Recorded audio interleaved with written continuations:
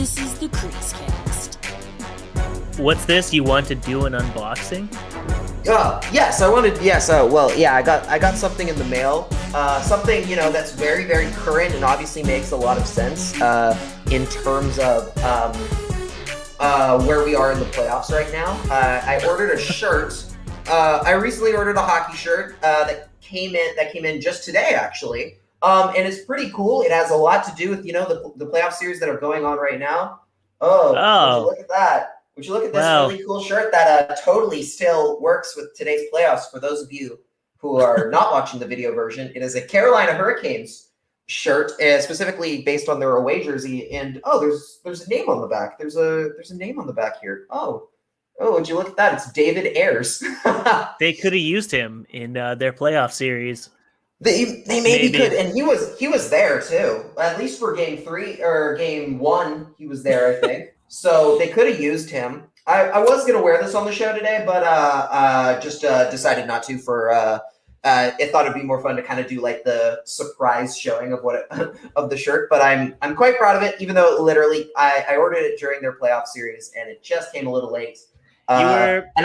You were anticipating that series running a bit longer, maybe them going forward into the next round, so the shirt would be a bit more applicable and timely, but it didn't happen, unfortunately. RIP Hurricane season, Canes season. What is it? Jerks like us, or the bunch of jerks? Yeah, the hashtag bunch of jerks like us, or whatever. They got Don Cherry's only good legacy is that one. Oh yeah, is the bunch of jerks quote. That was his quote, wasn't it? I completely forgot that. Yeah.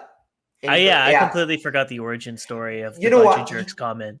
You know why you probably forget about it is because not only because like the Hurricanes took the ball and ran with it to the point where now it's only synonymous with them, but because that was literally I'm pretty sure that was literally right before like his departure, like his big controversial departure and everything. Yeah. So like it kind of got overshadowed relatively quickly. Because he was criticizing them for doing the storm surge and everything after they won games. That was the whole point of that quote. Yeah, and then literally a bunch of other, and then of course the whole situation with him got very bad very quickly. And so so literally I think it just got so overshadowed in that quickly that people just forget that's a Don Cherry thing. Right, because like the Canucks version, the team like that, like. You just know that was a Drew Doughty quote, and it came out way too early.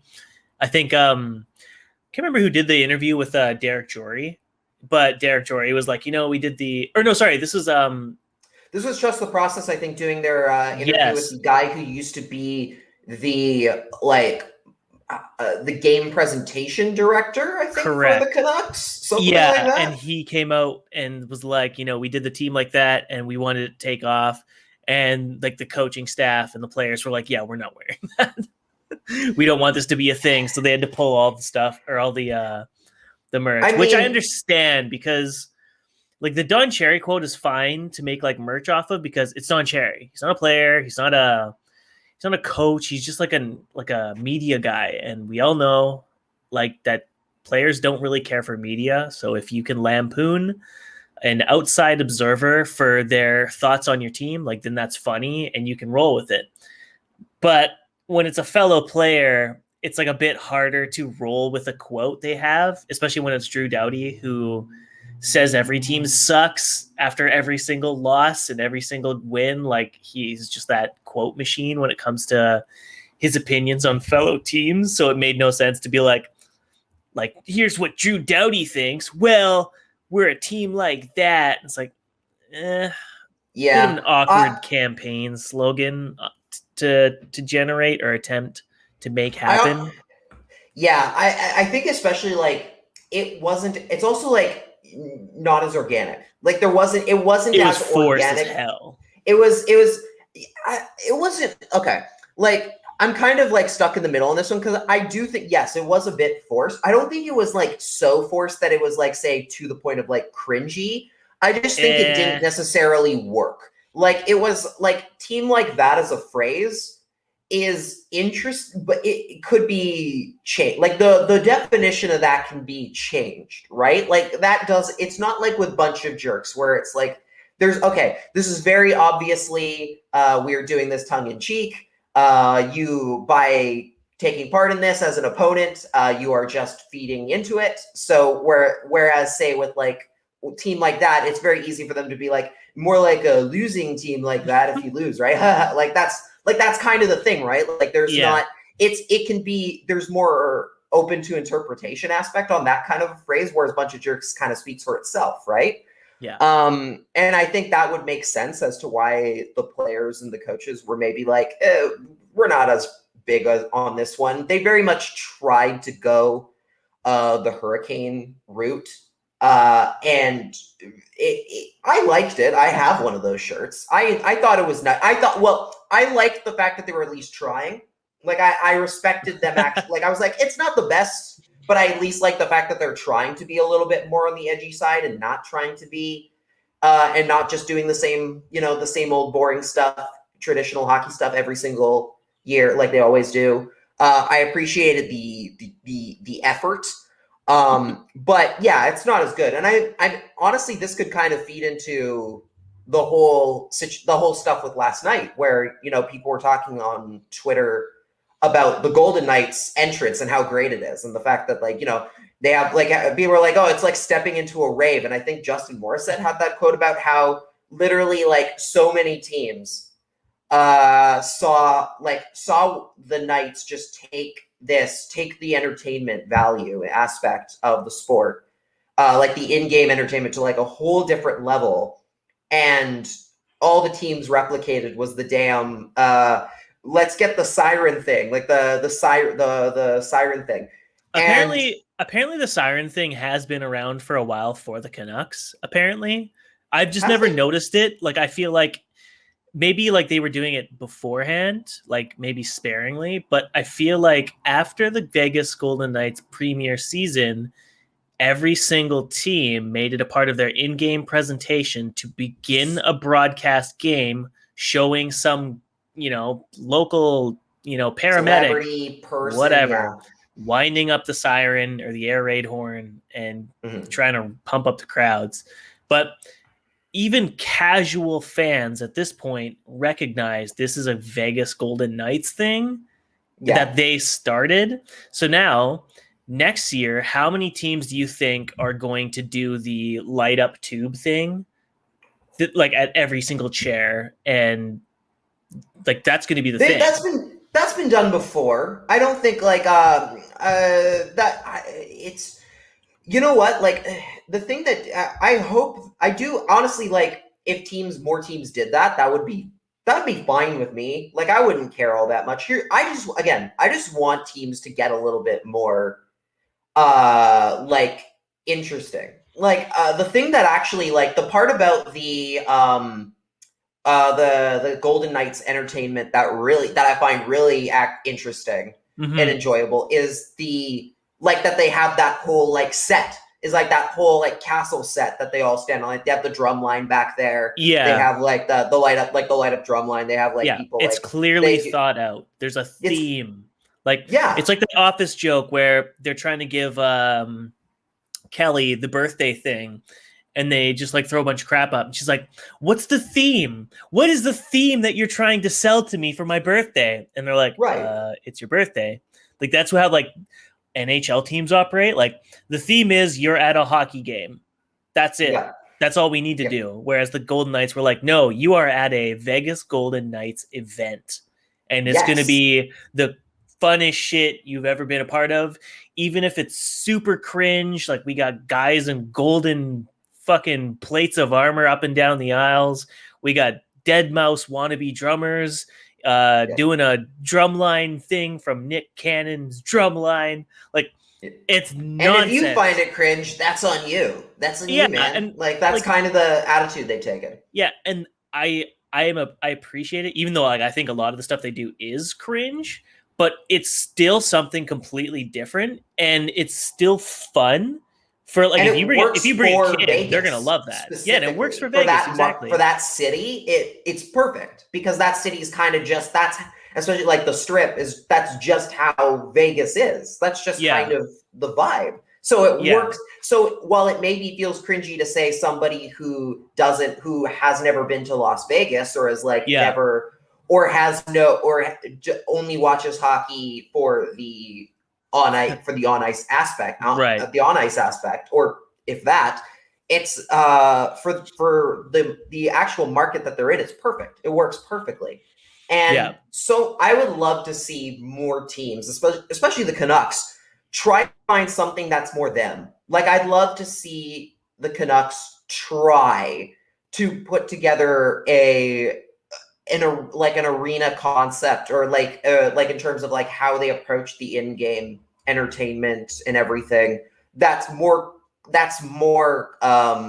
specific to Vancouver. Like, what would fit in Vancouver? They've tried some stuff that's like, again, I'm not going to harp on them for trying, but it's very much okay, you're trying to do the Vegas thing, where like they have a drum line now. They also have a drum line now. And which, again, I'm fine with the drum line. I don't hate it. But it's very clearly the Vegas thing.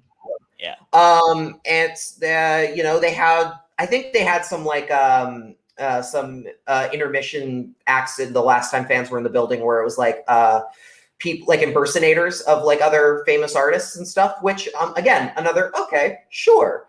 But I don't think that's very Vancouver. Like, there's nothing that says that's Vancouver. You've got to try and find something that fits into the theme of the market. And they're out there. They're out there if you go looking. It's just a matter of putting it together, and sometimes, being willing to put the money forward to get it done, to get that sort of thing done. And I mean, I think that segues really perfectly into, talking about Elias Pettersson and Quinn Hughes upcoming contract negotiations, and how that has a lot to do with what kind of money are you willing to put forward right now to improve this situation, right? Right. Because we spent the last 4 months of our show talking about okay, they obviously didn't have enough money in the last offseason to make the kinds of deals they wanted to. They couldn't continue with the all-in approach they had taken in the previous season with the JT Miller trade and the Tyler Toffoli trade.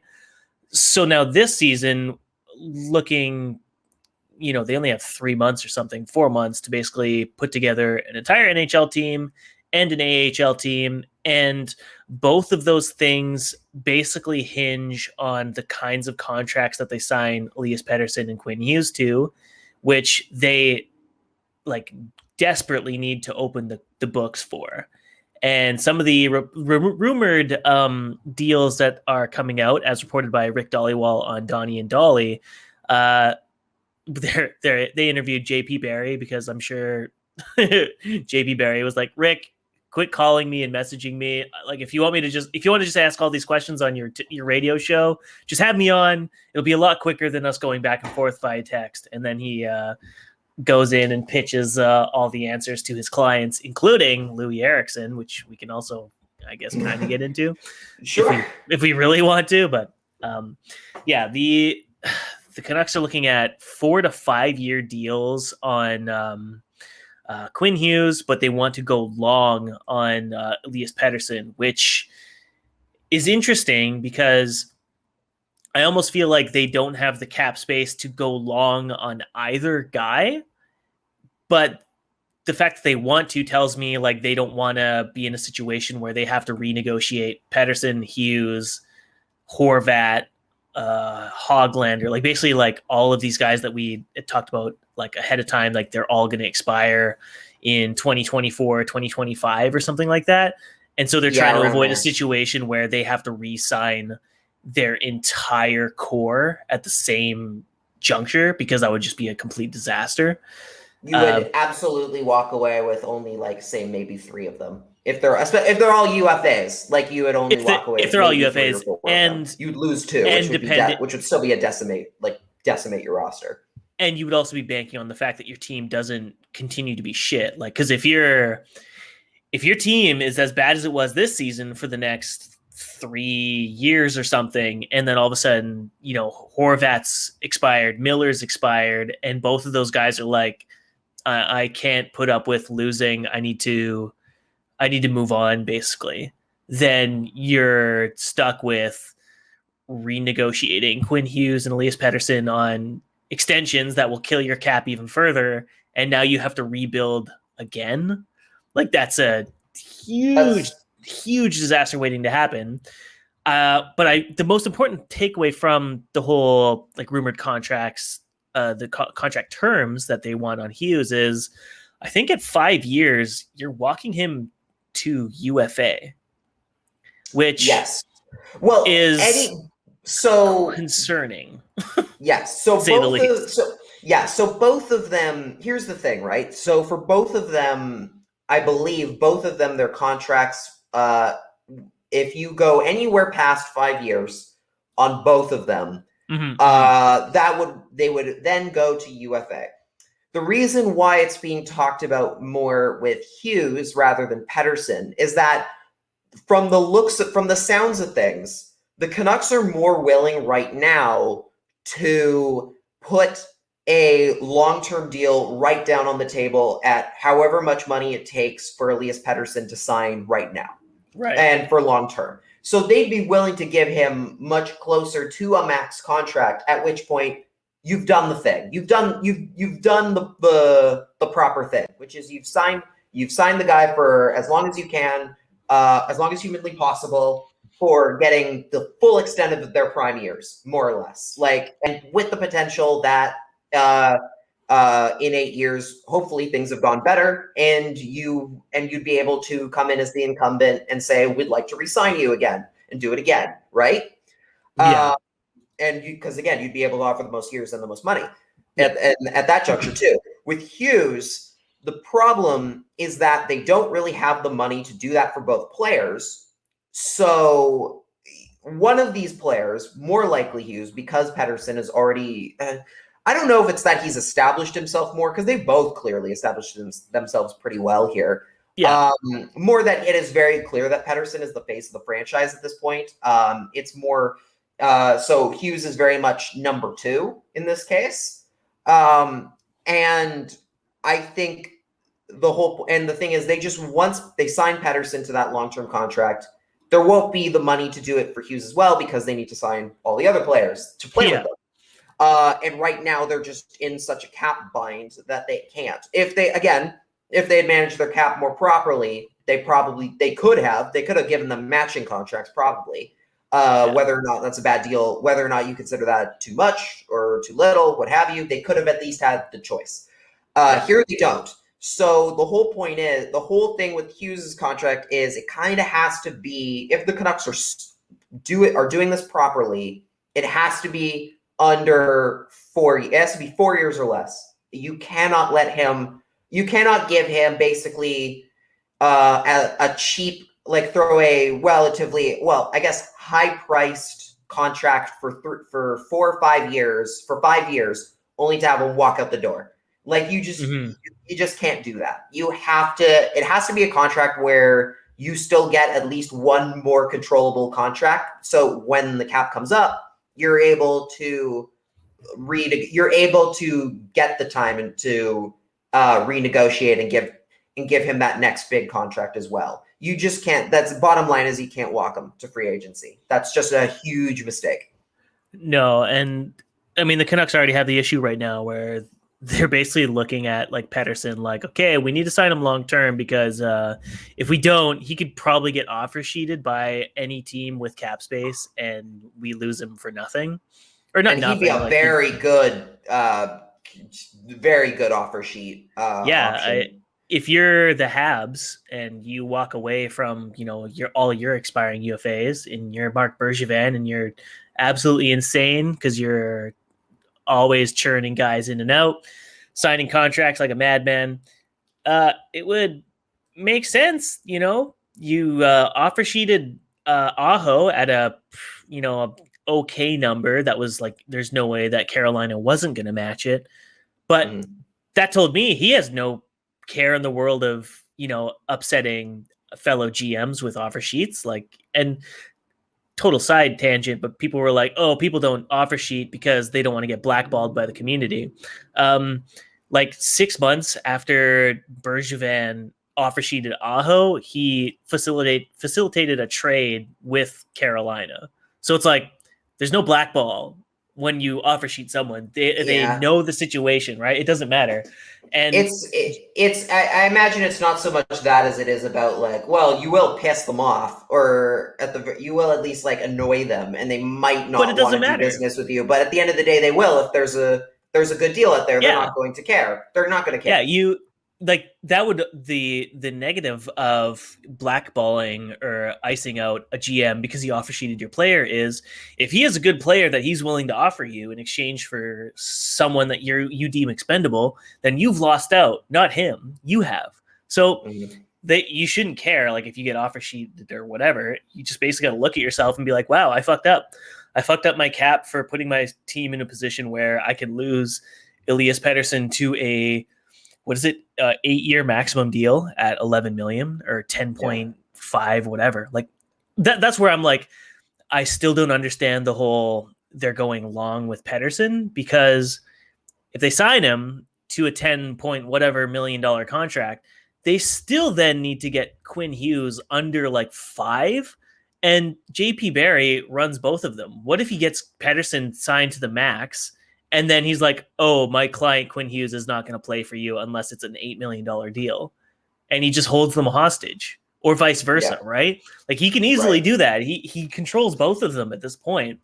And so if you're Marc Bergevin, back to my original point, you're probably watching this situation and you're like, even if playoffs don't go our way, I can probably lift Elias Pettersson with a max deal if I really wanted to. And it would totally screw the Canucks. Like, because they would have to match. They would have to match. Everything that falls out from it would be screwed. Under zero circumstances are you not matching that. Because generally speaking, that pick by the compensation you'll get, sure, might be 4 first-round picks. Like, say, if you gave him, like, the max amount of money possible. Yeah. Might be, like, 4 first-round picks or whatever. But that team is probably going to be good with Elias Pettersson. So those aren't going to be high. They're not going to be high picks. 28th pick overall. Like you're getting like 28 out of 32 or 26 out of 32. Like you're not exactly swimming in like the best picks available to you. You're screwed. Yeah. I just want to say here as well though. And I think offer sheets are interesting, and I just want to and I was actually really a few years back, I was really pushing for the Canucks to offer sheet a specific player based on the contract he signed to now. If the Canucks had made that offer sheet and say the team in question didn't match, apparently I'm just looking at the sheet right now out of interest. It would have cost them a first-round pick, a second-round pick, and a third-round pick. A first, a second, and a third. Do you know what player I'm talking about? Do you know which player I'm thinking of right now? How many years ago are you talking? I guess this would have been, I think maybe 3-4 years ago. Let's see, 2017. This would have been 2017. Oh, right when the Canucks were at their worst, it had nothing going for them. Like when there was like very little to go off of for the Canucks in terms of what they have to worry about losing, right? You know what? I think I know who it is, because I remember in 2017 a lot of discussion was happening about offer sheeting this player, but I cannot remember their name. So please. Okay, that player I wanted the Canucks to offer sheet was Leon Draisaitl. Right. Imagine how, like, I obviously they weren't going to. Oilers would have matched anyway, but imagine if you got Leon Draisaitl for a first, a second, and a third. That's not bad. That's not bad for Leon Draisaitl. Like, imagine that trade nowadays. You'd be laughed out if you went up to the Oilers today. We're like, hey, we'll give you a first, a second, and a third for Draisaitl. They would laugh you right out of the room. They would just laugh you right out. When did they sign Draisaitl though? Because the August 2017. So In theory, they could have still picked Pettersson in 2017, gone into the offseason, offer sheeted him, given up their 2018 first. I mean, obviously, you'd be losing Quinn Hughes because in theory, you would have Leon Draisaitl on a line with Bo Horvat and Brock Besser. That is, unless you potentially would you have to trade your own first round pick, or would you have to, or could you potentially acquire another one somewhere along the lines and give that one away? Because in theory, you could. Not the Canucks necessarily had the things to do that, but it would have been like had the assets to make that happen. But like, that's a good question.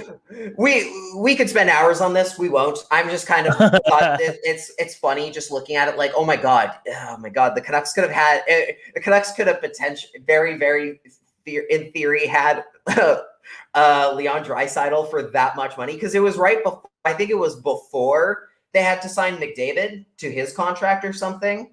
Or is like right around there. So I was like, oh yeah, you're not going to get McDavid, but maybe you could fuck them up and take Draisaitl and take Draisaitl right as they're getting into that negotiation. Because at the end of the day, like, I mean, it's funny. It's like players all the time say like after they get traded or moved on, right? They're like, oh, hockey's a business. It's just the way it is. And that's how you kind of need to look at it, like as a team, right? Like I'm offer sheeting the Oilers, and if they match, great. If they don't match, great. I've picked up a player I think is going to be great for our team for the value going out. If they don't match, if they do match, then they've now got X dollars less to work with in their cap space, which means I can go back to them and try and trade for X player that I wanted in like second on the list of their group. And so, like, I believe that was actually a thing that happened to the.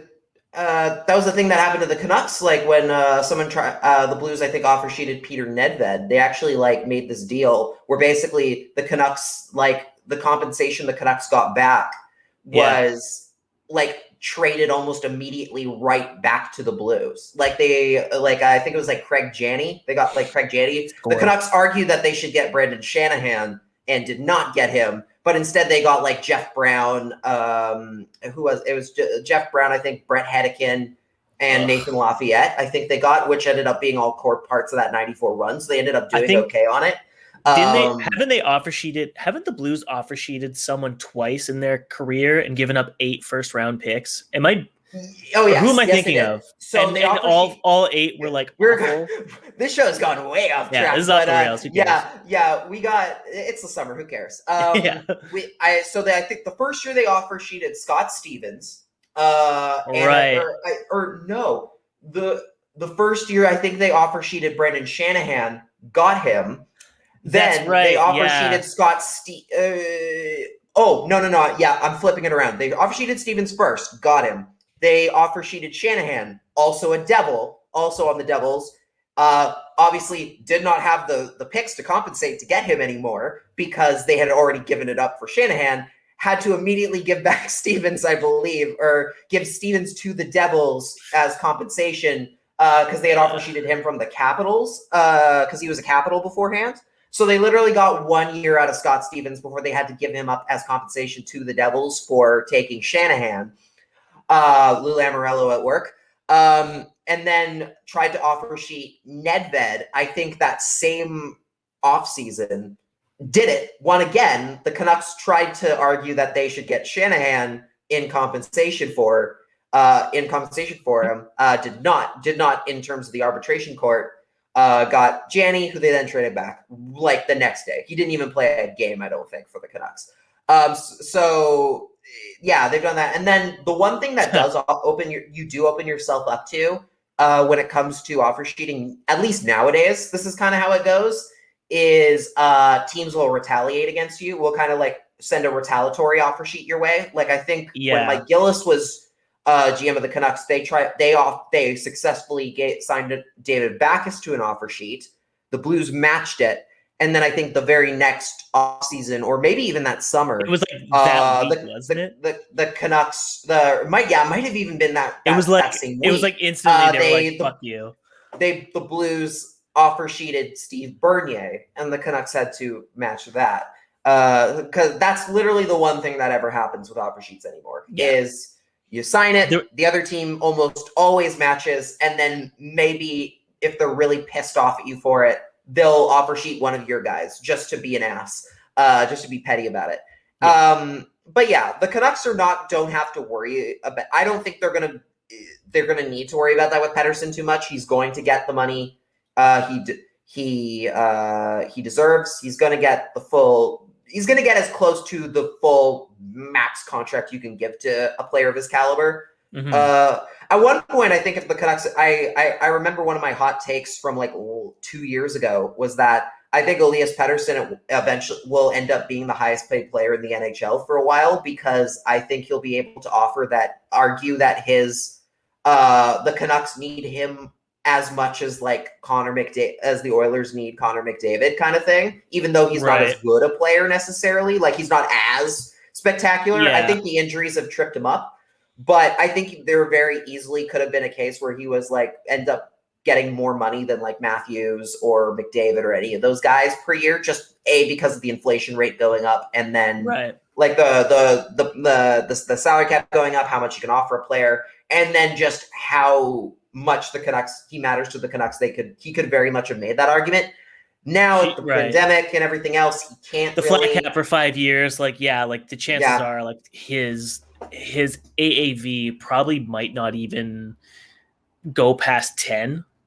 Like, I can't imagine it would at this point. Like, at this point, I think it'll be close. I think it'll be pretty darn it'll probably close be 9,750 or something like that. It'll be really high. I like, it depends. He'll be a top 10 paid player in the league probably, and he'll deserve it too. Yeah, because when they were talking about the deals, they were like, "Oh yeah, 4 to 5 years on Hughes, but we're going long on Pettersson." And it's like, okay, well, how long is long, right? Because if you're signing for a guy for 10 years plus, like, you're entering the McDavid Marner territory, right? Where you're pushing 11 mil per year, but they obviously cannot under any circumstances afford an $11 million contract the way their books are currently set up. Like, so is long for them 7 years, and they do the Austin Matthews thing where they still do 10, but it's like shorter.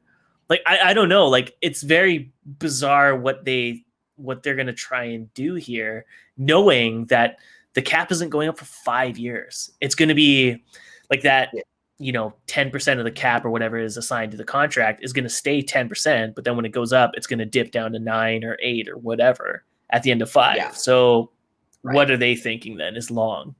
Yeah. Again, I think that, I'm of the mindset that when the NHL, I've said it before, that I think the NHL is preparing everybody for the worst. I do think the cap at the very least will go up a slight bit every so often. I'd be stunned to see it literally sit at that flat note zero change every year. I think they're just preparing everybody for the worst case scenario. But at the same time, with a player of Pettersson's caliber, if it's one of those, like, if there's one thing the Canucks should learn from, like, say, like the Golden Knights, where they had the whole situation last year with Pietrangelo, where they were like, look, we're going to sign Alex Pietrangelo, give him that much money, even though we don't have it in the cap space, we're going to agree to it and figure out how to find the room later. We'll find the cap space after. Yeah.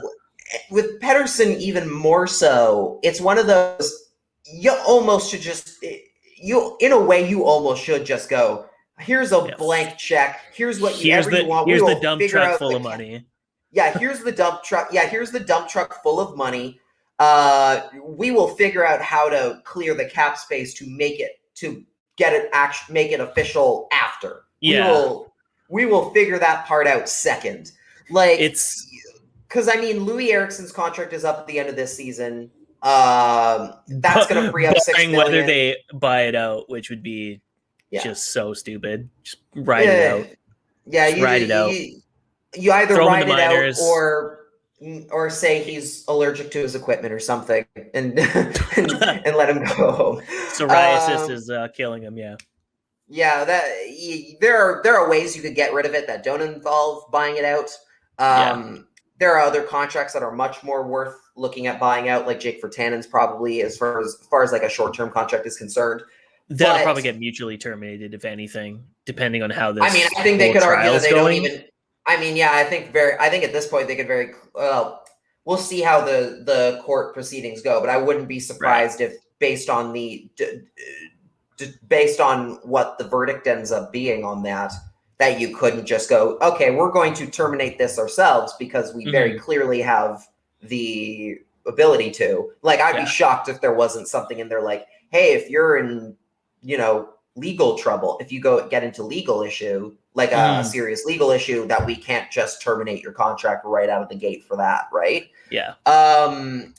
So I wouldn't be surprised. Well, again, depending on how that goes, we can't really, there's not anything we can say on it really because it's in court. But Pettersson, like, you just find the money. With Hughes, I don't think he can't get offer sheeted, I believe, is the thing with him, right? Like, his contract, he is the one, I think the one thing the Canucks have going for them in the negotiation standpoint is that he cannot be offer sheeted. Hooray. So he's safe. Well, that is a bit of a hooray, because theoretically, if he was, then he would also be very susceptible to an offer sheet. Well, he's a very good defenseman. It's like a hooray in the sense where it's like, okay, we shot ourselves in the foot for one of our star players, but we didn't shoot ourselves in the foot for the other guy. Like, it's, oh my God, what was the Twitter exchange I had where someone was like, oh yeah, okay, so everyone was really mad about my whole, like, laughing at the idea that Jonathan Dahlen could be like a top 6 fixture in the Sharks and just like light up the league. And it would be like really funny if that happened, just because, just for the sake of like how many Canucks fans in the world are like make up in their heads that he has attitude problems, and that's why it was a good riddance thing, like just speaking out of their ass, right?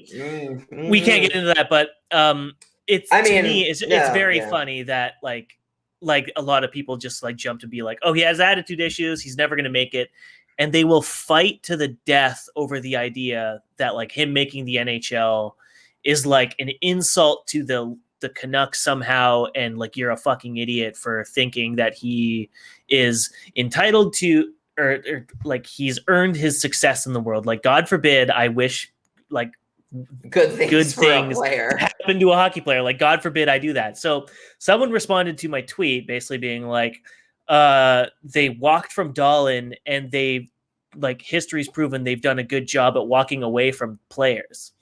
And a part of me is like, okay, that's the bare minimum. You can walk away from anyone if you want, but the history doesn't say that they're good at walking away from people, because you know why? 5 of them are stuck on long-term deals and are going to provide nothing to them over the next 1 to 2 seasons in Beagle, Roussel, Ferland, Myers. Like, they're not good at walking away from people. And also, if you're being good at walking away from people isn't a skill that good teams need to have. Yeah. Is also a thing. You might notice how with a lot of the good teams, they don't need to walk away from players that often. They just are good. They just get good players. It just happens because they just work out players. And do their job and the role, and they fit a role perfectly, whether that's at the AHL level or the NHL level. Isn't that interesting? That's not exactly that's almost like being like, say what you will about like it's like, oh, I know what you're talking about. It's like whenever like the prequels are talked about in on Twitter about like the Star Wars prequels, and they're like, say what you will about George Lucas, but that man knew CGI, and it's like that doesn't matter. The CGI doesn't matter in the Star Wars prequels. You need something worth watching. If the movie's not good, who cares? Like, yeah, so it's like you can walk away from you can walk away from 25 players, but that still means you identified 25 players who are bad. That's not a compliment. Not only that's not good. Working out for you, but ended up so poorly that you had to walk away from them.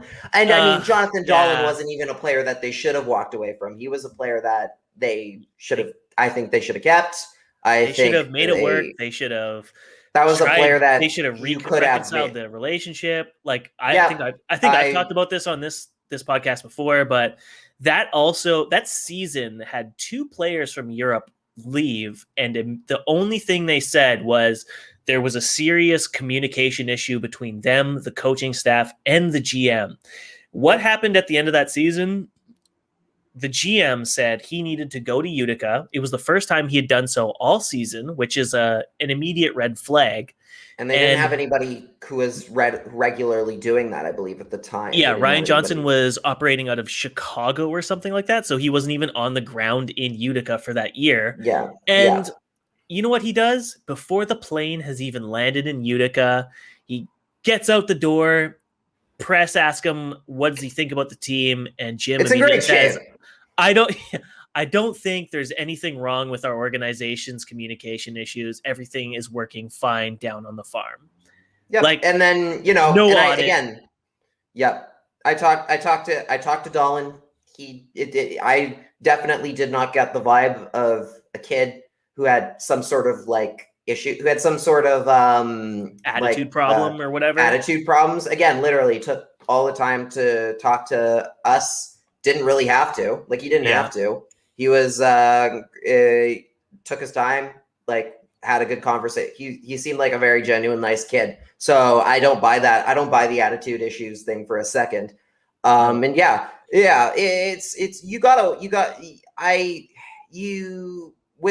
in terms of the players that they're dealing with right now, obviously that's not a worry. They don't have to worry that I don't think they have to worry that Hughes is going to walk out the door or something like that or anything like that, right? He's in the NHL. He's not going to walk away and be like, and you're not going to the relationship, and there's no relationship issues there, obviously, or at least as far as you know. They're doing you just have you got to you just can't let them walk to free agency, because potentially if the team's not good enough, if the team doesn't live up to the expectation that you have for them as management, and more importantly, to the vision that you sell to those players, when you sign, especially to a player that you're signing to basically a bridge contract, being we'll give you your money next time, they're going to be mad. If you give them 5 years and it doesn't work out, you're in a lot of trouble, because you're probably about to lose that asset for nothing. So it's got to be 4. You find the money as you can. I'm not too worried about it. I think they'll get it done. I don't think there's anyone under the impression that they won't. Mm-hmm. It's just a matter of, oh my God, please do not give him the do not just walk him to free agency, because that will end poorly for you. So here's where we can segue into our next little segment, because I want to harken back to what you're talking about with the Vegas Golden Knights and basically how they approached the Alex Pietrangelo deal. They saw that they did not have the cap space whatsoever, but they identified that Pietrangelo wanted out of St. Louis. He wanted a big payday, and they saw him as a complete upgrade on what they had going on the right side. So what did they do? They signed him. And then they said, okay, now how do we offload some of the cash? And if we can recoup anything, then the net value of Alex Pietrangelo and whatever pick or prospect or whatever in exchange for Nate Schmidt or whoever else going out the door is completely worth it. And that's kind of the approach that the Canucks need to take here.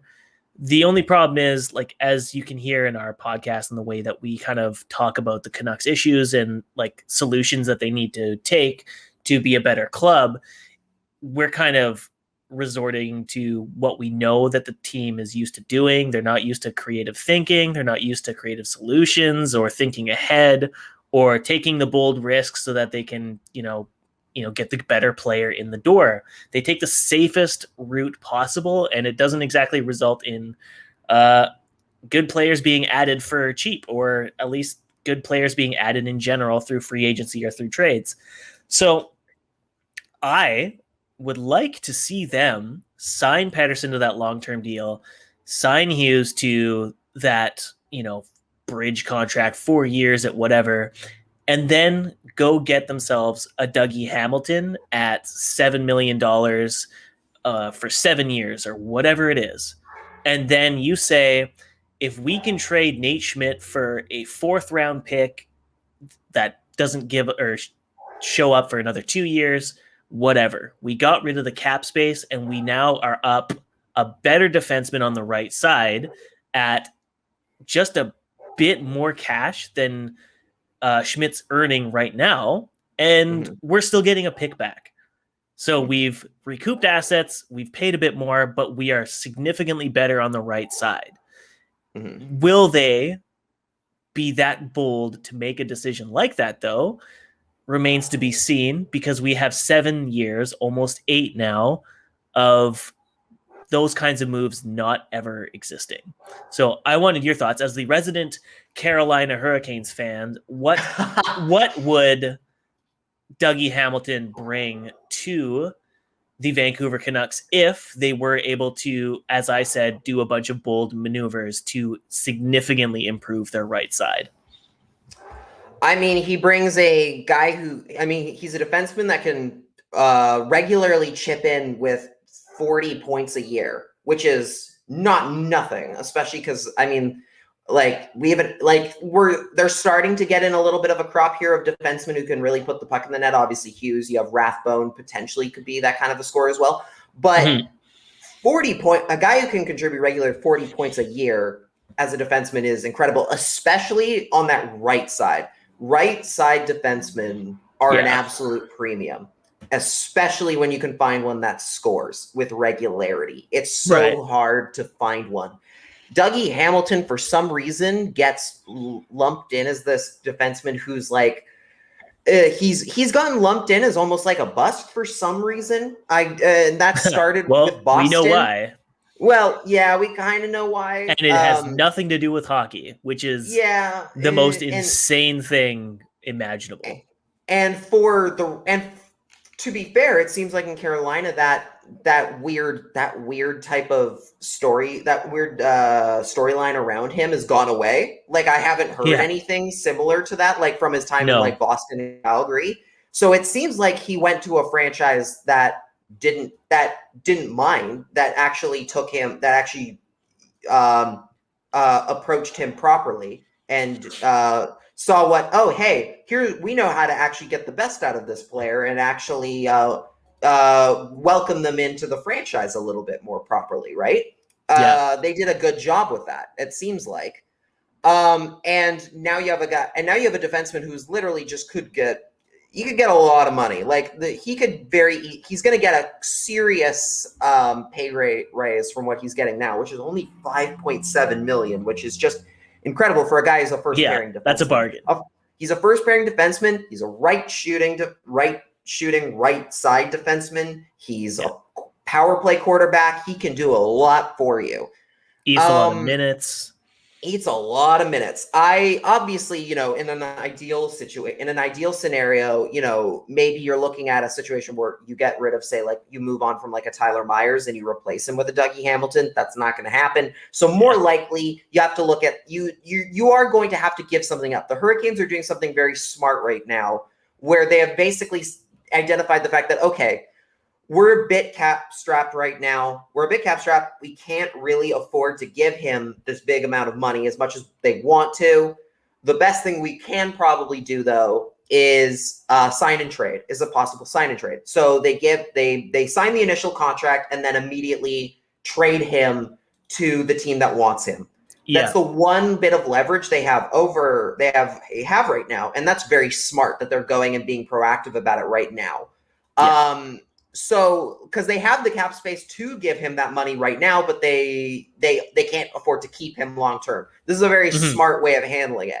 So if I'm the Canucks, and I believe here's the one thing for Jim Benning here in his favor, I do believe he is a big Dougie Hamilton guy. I believe he was crucial in getting him drafted to the Bruins in the first place. I believe that was one of his picks. I could be wrong.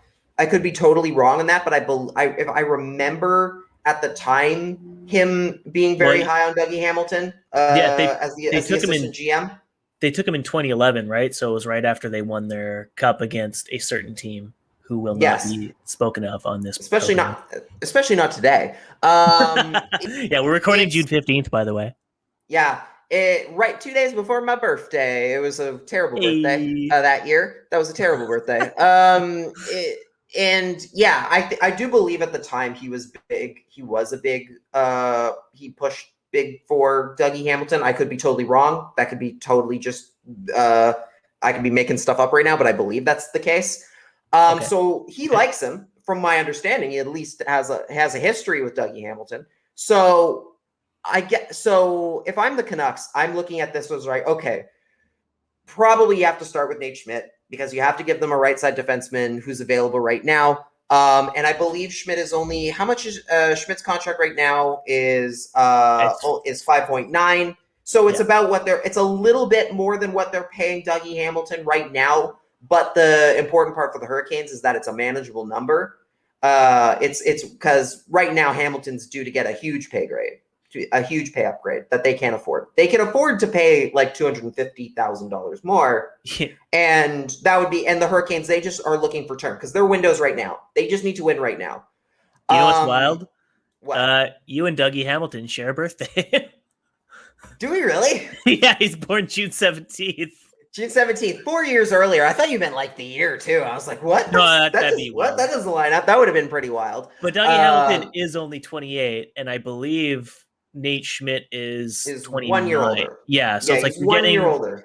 If you acquired Dougie Hamilton, like obviously the sign and trade thing makes that pretty hard because Carolina is going to bend you over the barrel to pull him out on the deal that you like. But you're getting a younger defenseman, and you're probably going to get him like on a deal that doesn't involve a no move trade or a no move clause because he didn't sign one in Calgary, and that was a big contract. Oh, he actually did. So he actually did sign one in Calgary, but when he got traded, it was before it had to be. It gave the option to the Canes that they could void it, that they didn't have to honor that no trade clause when they traded at the time when they traded for him, and that was and Carolina didn't. So that's how come that went the way it did. But I wouldn't be surprised. I wouldn't be surprised if you could potentially get him on a no move, or without a no move. And the other thing that kind of throws a wrinkle into it as well with Carolina is that they have the Seattle expansion draft to worry about right now. And that's going to be, and they've got a lot of players that they need to protect. They're very much that's why obviously Hayden Fleury went to the Ducks a little earlier in the trade deadline. With Dougie, by trading for Schmidt, maybe you worry about, I don't know if they're worried. I don't think they'll be as worried about losing him as they would say a Dougie Hamilton. Again, cheaper contract, a little older. If you get him and you get to keep him, good for the Hurricanes. That would be something that they'd be interested in. But if you don't have to, but if Seattle picks him up, then hey, there's cap room. That creates cap room for them, which is what they need. So I think there is a scenario where you could maybe work something out where Hamilton comes to the Canucks on that premium defenseman contract, expensive contract. And you have to move out of Nate Schmidt to get him. It's not a massive upgrade, but it is an upgrade. Like it's a pretty serious one for what he brings to the table. For the amount of money that he'd be getting, it's probably still, because of the way the cap situation is right now, it's probably still a little bit less than he's really worth. So you could you could probably get a pretty decent deal on him in theory. Yeah. At least on the contract side. The real question is, what kind of draft picks are you willing to give up to get him? Because that's where it's not going to be 1 for 1. You're probably going to have to give up, say, a high draft pick, probably basically the same deal they got Schmidt with in the first place, where it's Schmidt in a second, probably to get him. Like that's probably what it'll take at the very least to get him. It'll probably take more. But at the very lowest end of the spectrum, you're probably giving up close to like a second round pick and Nate Schmidt to get Dougie Hamilton on probably $7-8 million per year. It could work. I like him. I like Hamilton. I think he would be very good fit on the Canucks. Again, there's a lot of good. Sorry, go ahead. So literally the one thing that I worry about is just, again, because of how much money they're already giving to Tyler Myers right now. For what his skill set is supposed to be, that's a little bit harder to stomach. Like if he wasn't there, it'd be a lot easier for me to go and say, yes, go and get Dougie Hamilton. But it's literally just the fact that he's there and he kind of plays the same role to, albeit to a not the same level. Hamilton is clearly the better defenseman. It's just that he's already there and you're not getting rid of him. Maybe you can find a way. I don't know. You might have to take a loss on that one, though. We'll see. Yeah. Well, like realistically speaking, looking at the Canucks offseason, they're probably going to take a couple of losses just with the way that contracts are shaking out, the way the expansion draft's going to shake out. The L's are coming. They should. Yeah. They should. If they're smart, it's almost like a control. It's, you know what it is? The Canucks need to be okay to take on a controlled burn, where it's like how there's like the whole thing of like people like I believe in like a lot of like I believe it's like a lot of First Nations, like Native Americans, with when it came to like forestry, they would do controlled burns where they would purposely set fire to small parts of the forest to keep it from getting too over forested, because if you're not careful, that leads to huge forest fires, massive forest fires, right? And that was actually a whole thing. Is in California, the places where Native Americans used to do a lot of those those controlled burns. Once the American governments came in and kicked them out, basically they stopped doing that, and all of a sudden, hey, forest fires, massive ones every single year because everything is so dry. Didn't Benning. I don't think he's involved in that one. Didn't Trump have like that quote where he's like, they have guys raking the forest floors or something of leaves, and that's why it's something so stupid about like forest fires. But anyway, something like that, something stupid. But like, I understand. I didn't mean for this to go in such a weird political direction. Yeah. But like, Trump the Canucks are best friends. And this they are the reason why forest fires exist. That is what Lach and Cody is saying. Oh dear, I did not say that. I'd like to be very clear. I did not say that. But what I'm saying is, if the Canucks are smart, they'll take a controlled burn aspect to it, where they are taking calculated losses in certain departments to avoid a massive just error. To avoid that massive mistake that just engulfs the entire cap situation. That's what they need to be doing this offseason. They need to find ways to take controlled losses to avoid a huge one biting them later. Yeah, exactly. Well, that probably does it for the Canucks related discussion. So why don't we talk about the two playoff series that are currently ongoing? Tonight will be game 2 of the Islanders and the Lightning.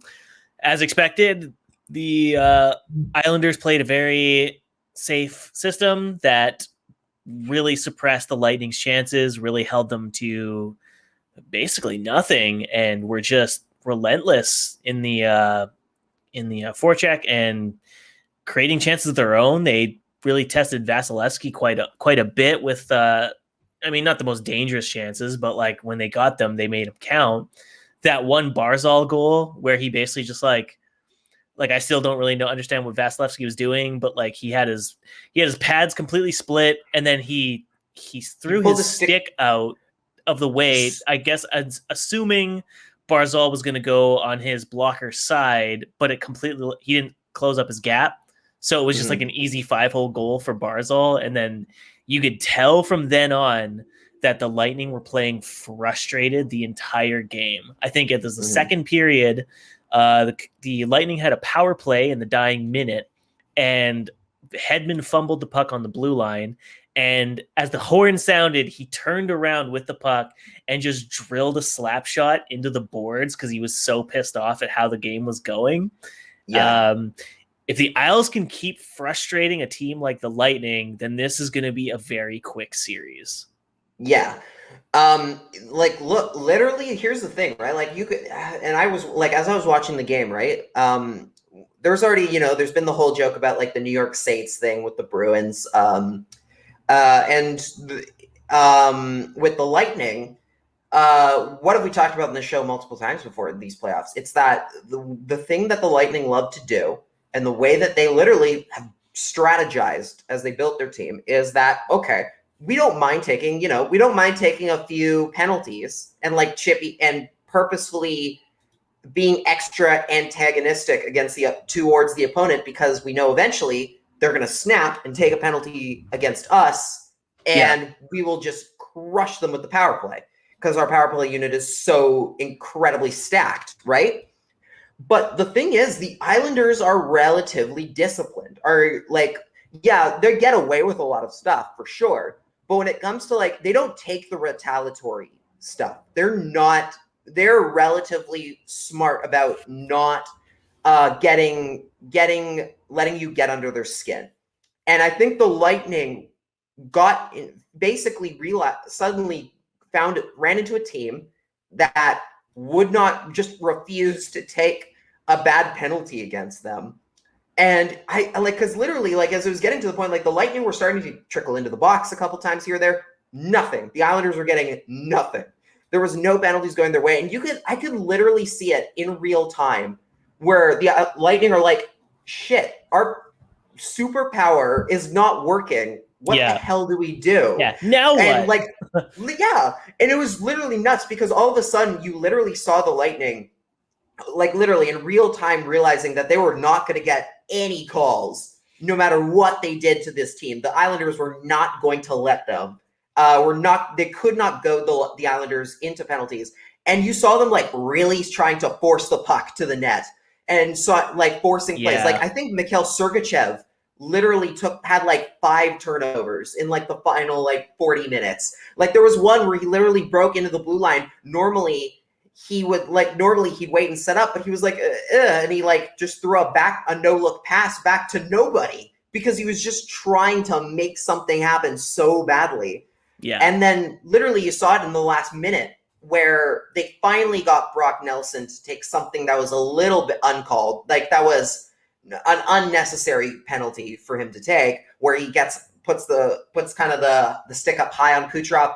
Whether you believe Kucherov sold it or not, it was hey, you didn't need to. It was finally they had gotten the one case where it's hey, you didn't need to do that, Brock. You could have just skated away. You would have been fine. That was they didn't need to. And sure enough, as soon as it's a bit much. Whether or not Kucherov sold it or not, he put himself in the position to get called on it. And that was the first time all night that had happened for the Lightning. And sure enough, bang, bang, it's in the net. That. And it's 2-1. All of a sudden, it's a game for the last 40 seconds. That was all. And that was all it took. The Islanders, if they're able to stay that disciplined for the entire series, you're going to watch the Lightning just crumble because they literally had no idea what to do when they stopped getting power play called, getting power play opportunities. Not just because, they can score at 5-on-5, but they're so used to being able to not only get those man advantage opportunities where they just run you out of the building, but also just gas you at the very least on those opportunities where they just start tiring out the other team that gives them more opportunities to score on the without the man advantage. Yeah. When they ran into an Islanders team that just refused to play that game with them, they folded very quickly. I'd never seen the Lightning look more human than in that game. Yeah, it comes down to the Islanders. Obviously, they play with one forward deep into the offensive zone, and then they have 2 defensemen and then 2 midfielders basically. So they play the 1-2-2 almost like a soccer formation. Yeah, so for the Lightning, who are very much they're a 2-1-2 type of team where they're entirely based on getting guys down the wings and cutting towards the middle and trying to create those 2-on-1 opportunities. That's very difficult to do against a team that is very disciplined in the fact that they are not going to give you anything around the dotted lines. So you could tell after the second period and you see Victor Hedman, who's usually a pretty chill guy, smashing the puck into the boards. You're oh no. Yeah. They're going to have a really hard time if they can't make their power play work when they're given the opportunities, because at 5v5, they're just getting completely choked out. Yeah. They by not being able to frustrate the Islanders by the way they do with every other team, it in turn just frustrated them even more. Like they basically played themselves to a certain extent. It was a bit of a DJ Khaled, you played yourself type moment where, like, I'm sure they were like, see, guys, you can't just keep relying on getting 2-on-1 opportunities. We're not playing the young teams like the Carolina Hurricanes or the Florida Panthers. Like, these guys are very defensive, so we've got to be a lot better at getting 3 guys up now and really trying to make them break away from their formation a bit so that we can open up ice. But that's, easier said than done when you're the Tampa Bay Lightning and you've spent the last 2 seasons or more basically just taking kids to town with the way that you're able to dominate off of the rush. And now you don't get the rush chances. So that's going to be tough. I mean, I guess I'll have to watch it now. I wasn't really like, tactically, like, it's very interesting to watch, like, a team like the Lightning get frustrated and see the Isles just, like, be the most exciting team on the planet at suppressing chances. But I don't know, like, it's a bit hard to watch. That 2-1 game wasn't exciting. It wasn't a good game. Like, it was a lousy game to watch hockey wise. But like, I will say the Lightning were maybe it's not entirely due to I do think a lot of it had to do with the fact that they couldn't get the Islanders to draw penalties. They also definitely didn't look like themselves to a certain extent anyway. Yeah. So I don't think they're dead or anything. Why was Matthew Barzal able to get literally so much open ice? That was they shouldn't be regardless of how your night is going, you should not be I get that Barzal, as incredible as Matt Barzal is, the amount of time and space the Lightning were giving him was ridiculous. They were literally just sure, here you go, walk into the zone, and get as many high danger shots as you'd like. You can't there are players you can do that to. Matt Barzal should not be one of them. You should not be letting him have that much space. You need to be tougher on him when he comes into the zone that way.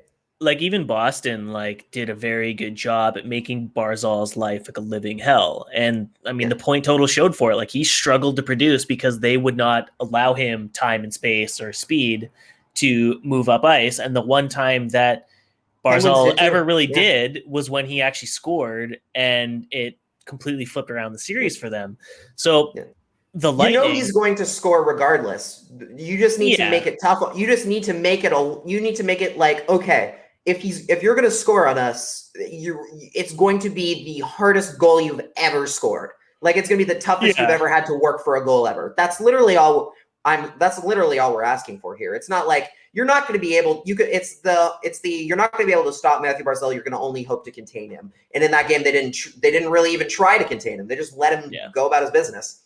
Yeah, pretty much.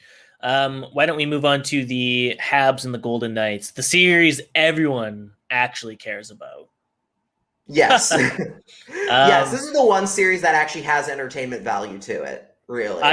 I will say the opening 10 minutes were interesting because the Habs looked like they had sorted out 5v5 and were ready to actually make this a series. And then the Knights scored and it didn't matter. It was over from then on. And then they fell apart. They couldn't generate anything. They were really just kept to the perimeter inside the I think the second and third, or the third period especially. The Habs pulled the goalie with 5 minutes left or whatever it was, and they could not generate shots from the slot. They were just basically cycling the puck, losing the zone, resetting, cycling around the edges, and that was it. It was it really pains me to say that the 2 series right now are probably going to be the most boring series of this entire playoffs. That's just the vibe I got from that game, where it's if the Knights can get a lead, they have no real threat or goal threat from the Habs, because they obviously are struggling with the size and the sticks of the Golden Knights. They just cannot seem to get into the inside at all. The speed is really crushing them too. The Habs defense is a lot older and a lot slower of a group. And obviously the Canucks learned this last year, where if you the Knights have so many guys who are just speed demons and will just kill you, if you don't have the guys who can keep up at that rate. You take more penalties that way because you're always chasing. You end up getting caught in a lot more odd-man rushes. Like, there are so many things that a quick team can do that that make them so much more dangerous, that coincides with everything else. And then you add to the fact that they're not that small a group either, and it's just a lethal combo. I will say, I actually thought the Habs looked like, okay, obviously, yes, there were points where the Knights absolutely were just dominating them, but I was legitimately like, oh my God, it's going to be the bar was low, in my opinion. For me, I was like, oh my God, it's going to be like 4-0 by the end of the first period. It's probably every game's going to be a blowout. This game ended 4-1, and I was but even then I kind of walked away like, the Habs were not, like, they were able to hang in there. Like, there wasn't looked that so out of place. Like, I think there were games that they played against the Leafs in that first round where they looked a lot worse than they did in this game. Fair, yeah. Like, they actually looked like more or less like they were able to at least kind of tread water there. I think the thing that, like, I mean, even the shot totals, like, they were only behind by 1 shot. If they have just a better second period, because looking at literally there was that one period where they got outshot 13-5 in the second period where the Knights really took over.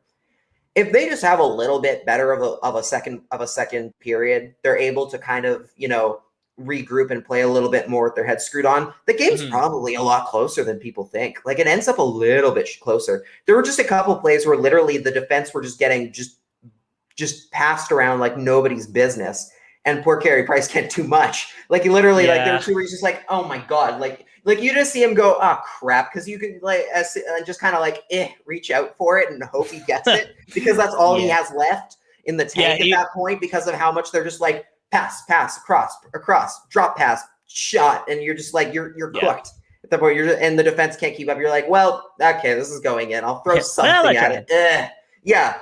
And Fleury is just so darn good that you need to get more opportunities. Fleury was like unbelievable in that game too, which also played against the Habs. Like, obviously goaltending is like going to be the difference maker. Like, Fleury could rebound and have like an awful game. Like, he's had awful games this playoffs so far. So like, you never know what's going to happen, like, as the series progresses. But like, of course, like in game 1, he's like completely lights out, flashing the glove like crazy, making stops, like just allowing nothing. And then the one goal that he did allow was like he had no chance on. It was like a rebound. Nobody's covering Caulfield, and it's just like the easiest goal of Caulfield's playoffs so far. But yeah, like, I don't want it to be. I think the Habs could make this a series. Here will be the hot take here. I actually think the Habs. I don't think they'll win, but I do think that they can at least get it to like 5 or 6. Like, I wouldn't be surprised if they pulled out a few magic wins out of the hat here. Fair.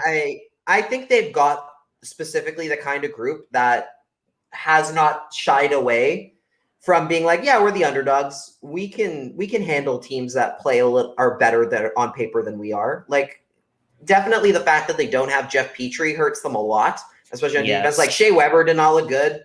Ben Sherratt had a couple off really tough goes in his own zone.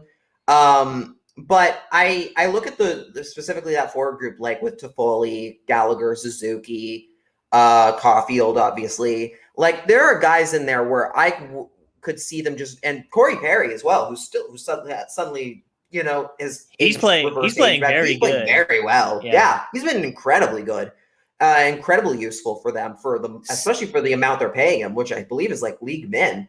Seeing him on a line with Eric Stahl and Toffoli, though, like, hurt my soul, because Eric Stahl looks so slow relative to his line mates, relative to the Knights when they were out there. Like, every time I saw Eric Stahl on the ice, I was like, you can't play him. He is so slow. It's unbelievable. He brings nothing to the ice. I'm sorry, he just doesn't. Yeah, I mean, he played the least amount of anyone on the ice last night, 10 minutes. He only played 10 or close to 11, I guess, but it was the lowest among all his teammates. But yeah, they have the pieces there that could just go, hey, why not us? Let's give it a shot here. And I think the fact also that they've gotten the first game in Vegas under their belt, specifically playing in front of a packed building again, I expected a lot worse on the first try for them. I think they could hang in there. I think they could. I definitely could see them at least dragging it to a 5th or 6th game. I don't think it's going to be this quick. Oh, they got swept, just completely decimated in every game. I think there are places here and there where they'll be able to catch the Knights off guard. And if Carey Price has a decent night, like, they'll be able to pull a few weird ones out here and there. Yeah, I agree. Like at the very least, just make it at least kind of competitive. I don't want to watch 8 or like 2 sweeps and then be completely deflated by the time, the actual cup finals are here. Like, I want to have like some kind of intrigue, like, the Habs took a few games, like maybe the Isles do too, and it's all of a sudden a 7-game series. Like, I don't want to blow out playoffs. That's just so boring. Especially because I think Knights Islanders would be such a dud as it is, because literally like the one thing that the Islanders are good at is being the defense first team, and then is the defense first team, except Vegas is basically that too. They're just way better at scoring. They're like literally, that's the whole point of like when people are like, again, people say, you're only saying it's the Islanders boring because they're good at defense. The Knights are very good defensively. They just score, and they're actually just play an entertaining brand of hockey. I think the Knights, because they could basically match them on the defensive side of the puck, would just decimate the Islanders if they met in the final. So I don't want that. So if we're gonna have to get that series, I better see the Lightning and the Habs step up and win a few here and there. Because that series would be short. The Knights and Islanders would be short, in my opinion. I think it would probably go 7, but it would just be like the most dragged out, like a lot of double OT. It'd be like the Kings Rangers series from a few back where it was like goaltending was unbelievable, and it was like that was so good. It was like one goal games every time. It was because it was so close. That series was good. You had Quick on one side like playing unbelievably, and then you had Lundqvist on the other side also playing unbelievably as well. And I think like each guy like allowed like one, every single one. I think the final 2 games went to double OT or more.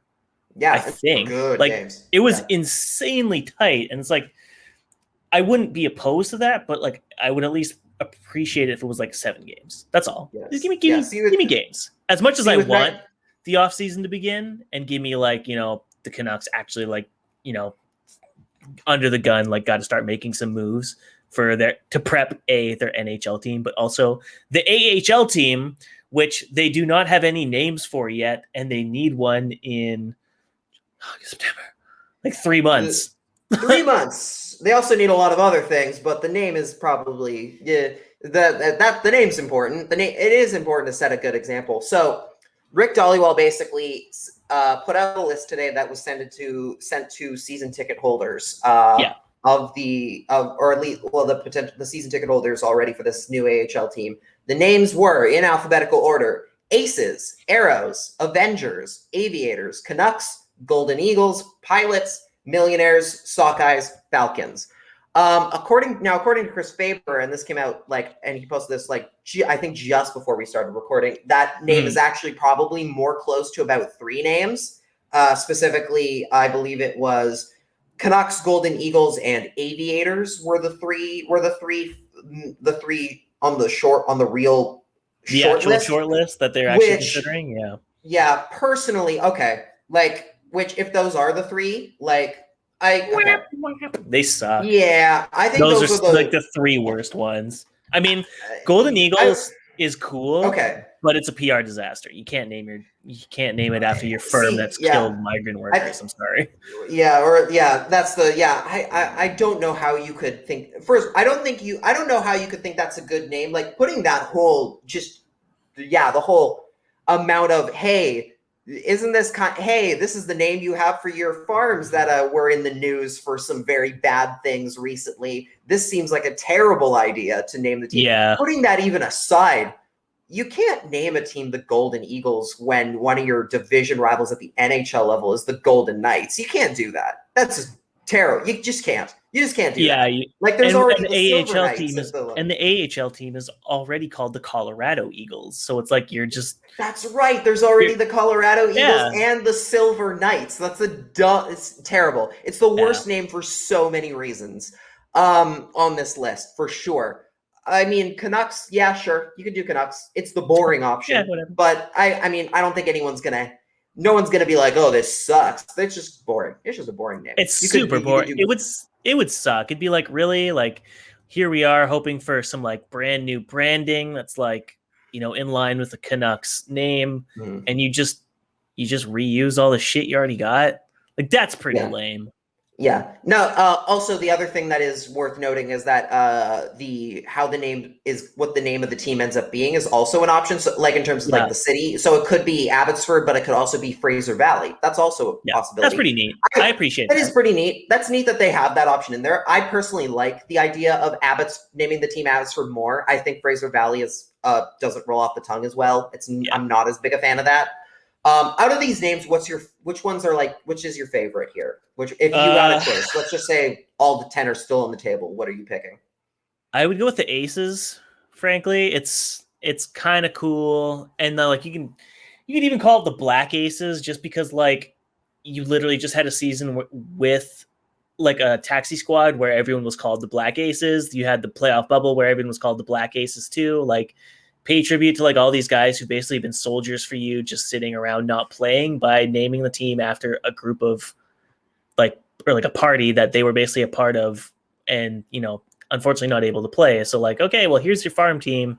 We appreciate everything you did, and we're gonna name it in honor of your basically career sacrifice by playing up to and not excluding like one game in an entire season. Brogan Rafferty. That to me is the coolest. Like I like the Golden Eagles name, but like you cannot. That's a PR disaster waiting to happen.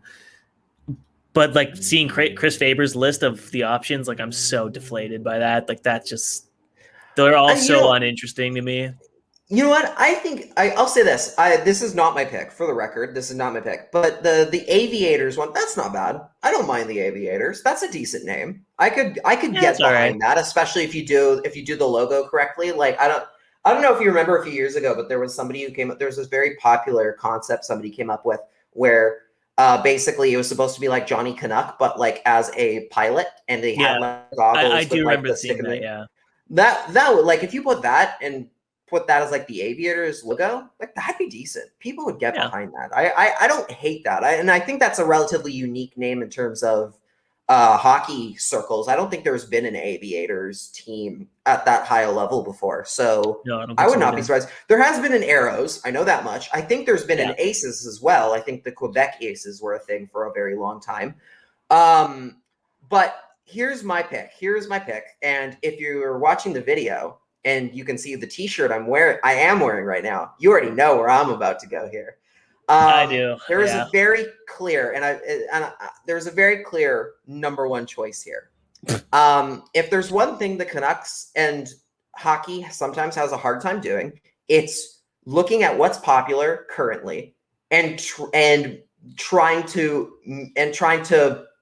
piggyback off that as much as they can. Hockey has done that sometimes. Sports have done that sometimes. Like the Toronto Raptors naming themselves that after Jurassic Park was super popular.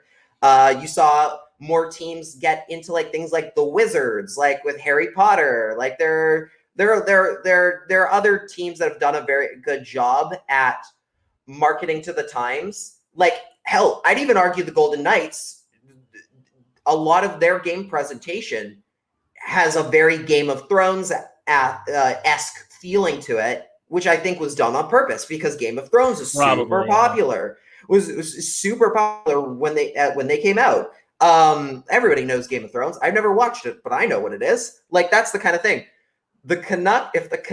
Yes, this is the AHL team, sure, but if the Canucks went up and were like, we're gonna name the team the Abbotsford Avengers. How damn incredible would that be?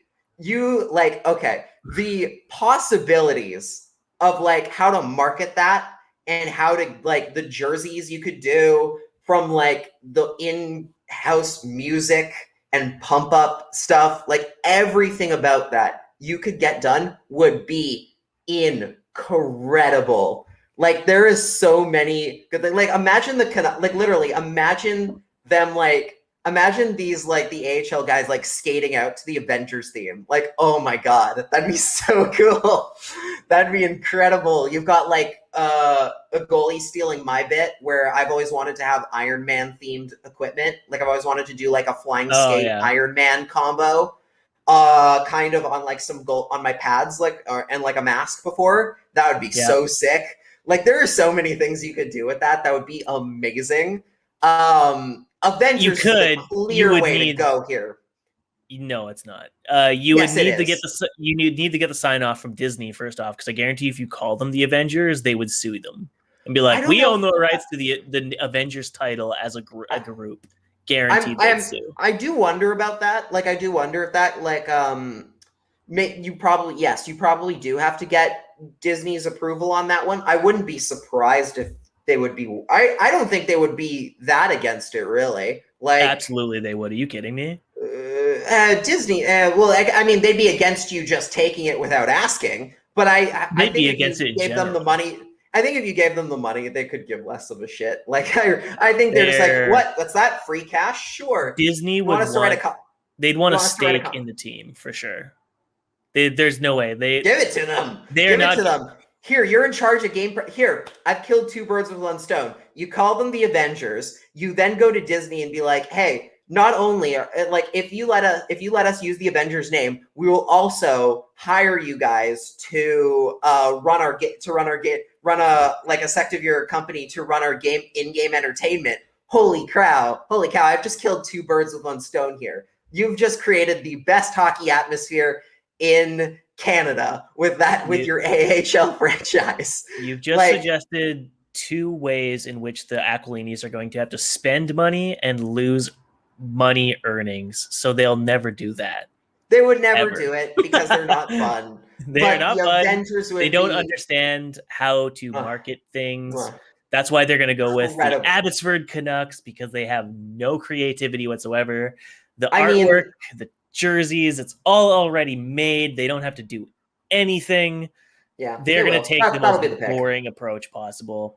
Or you know what it'll be? It'll be aviators, but like with a flying skate motif, which might not actually be that bad. Like I could get behind that. You and I are obviously like, we want logos basically. We want the new branding, right? We want something fresh and unique. We do not want just the same old shit. Like Henderson Silver Knights, like the Golden Knights easily could have just been like, we're going to take the most generic thing and be like the Las Vegas Snakes, but instead they're like, our branding is going to be a silver horse.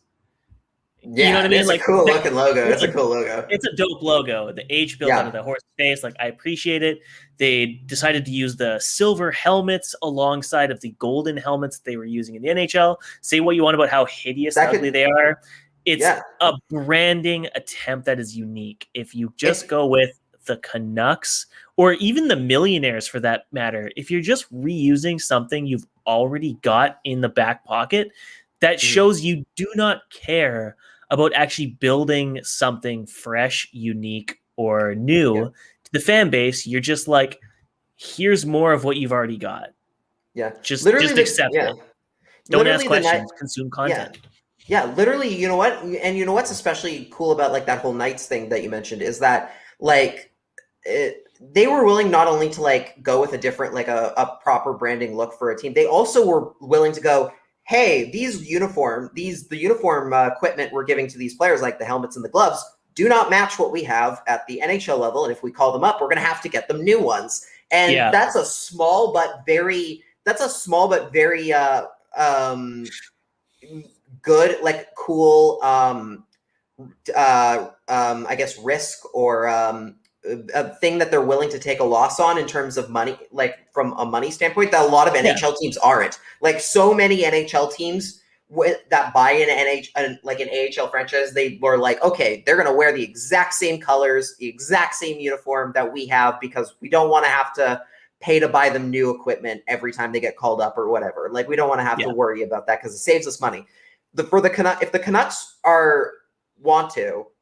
are smart, they will go out and be like, hey, like again, like, I know people see it as a cop out, but to a certain extent, like, if they went and were like, hey, we're going to put them in flying skate colors, because people would actually enjoy that, because we know how much people like those colors. Yeah. Like, that would be a nice thing to see. Like, it'd be nice to see them actually go and be like, yeah, we don't care that we're going to have to go and get them blue stuff when they come up to the Canucks. But because here you go, because here are the skate colors and that you guys like, and they look good. They look good for at the AHL level. Yeah, go for something like that. Give people something a little different than what you already have. Embrace the whole fact that you sometimes have a bit of a color, that you have a color, like a personality crisis sometimes when it comes to your colors. Embrace it with the AHL team. That's the opportunity to actually use it and get good use out of those colors again at a level that you might be more comfortable with.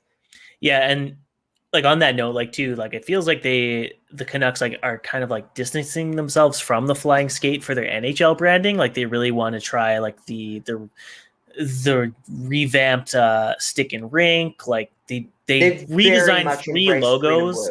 Yeah, and avoided the black skate this year, the entire season. Yeah. So this year, I don't think they could use it even if they wanted to. But next year, it'll be interesting to see what happens next year if they didn't bring back the skate at least once or twice. That would be interesting as well. But this would be like a good, just an easy marketing tool. Be like, okay, guys, you know who loves the flying skates? Our new team in Abbotsford, the Abbotsford Canucks. The name's boring, but you know what? We blew the seats and we've got the black and yellow black and yellow jerseys.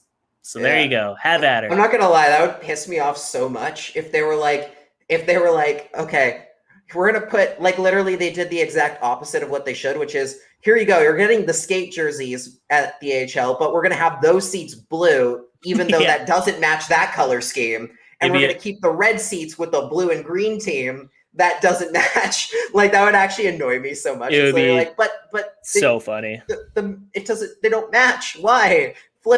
You flip the chairs there. Like, that'd be very, very funny. But yes, they should. If they do it right, they should embrace the other colors as much as they can and try and put together a branding concept that actually matches like a popular old scheme and gives it a chance to. For people to see it that often if they want to, especially if, again, the Canucks, they don't seem that comfortable in wanting to bring it to the NHL level at any point, which honestly I'm fine with, because I personally think those colors suck and I like the green and blue way better. But for the people who do like it, yeah, give it to them. Like, let them see it on that regular basis. If you're not going to give it to them at the NHL level, AHL level's perfect. Go for it. They'll buy that jersey. They will absolutely buy a red, yellow, and black jersey if you give it to them. Well, yeah, and also if you're in the business of like selling jerseys to make money for your franchise, like you need a new logo to sell content. Yeah. You can't just like, because if you choose the original like blue and green, like no one's gonna buy an Abbotsford jersey because who cares? I've got my Pettersson jersey in the back. I'm not gonna buy a new one just because it's. If they're all green and blue, nobody's going to give a crap. No one's going to care. No one's going to buy any money. Some people will, but most won't. Like the average casual fan won't.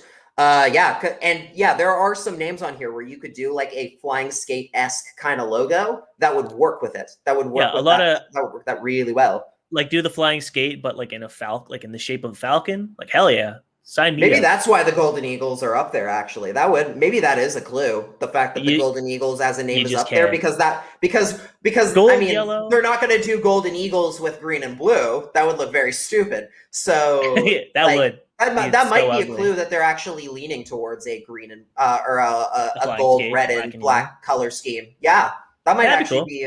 I should actually maybe after this podcast, because it won't be up right away. Maybe I should tweet that out. Why don't we call it right there then, so we can start getting into our own photoshops of all these ideas in our heads, because that's exactly what we're going to do. Thanks for listening to this episode, guys. Don't forget to subscribe, like, and rate on all available podcast platforms, Spotify, Stitcher, Apple Podcasts, whatever, wherever you find us. Name it, it's there. You name it, we're there. Give us reviews. We appreciate it. Tell your friends, tell your grandmas, tell your gilfs. Lachlan, where can the fine folks find you? I'm going to start cutting that. I'm going to start cutting that if you do that again. I'm changing my @handle to Gilf Sievertson, just so you have to acknowledge it. I absolutely do not. You can find me on Twitter, Instagram, Facebook, and TikTok at Lach and the Crease. And you can find my work at lachandthecrease.com. I write sometimes. You should look at it, I guess. And if you really enjoyed the stuff we're doing here, you should check out our Patreon. For only $5 a month, you get bonus shows. You get newsletters sometimes. You get early access to some articles that I write. And access to our Discord for as low as $1 a month, and $5 a month gets you all the bonus shows. Cody, where can they find you? Everyone can find me at Cody Sievertson on Twitter, and my site commentsharvest.com, and my only Gilfs account at Cody Sievertson. This has been episode 122 of the CreaseCast. We will catch you guys on Friday, where we recap 2 more games of the Stanley Cup playoffs and whatever Canucks news comes your way. So thanks everyone for tuning in. We'll catch you next time. Bye. Bye.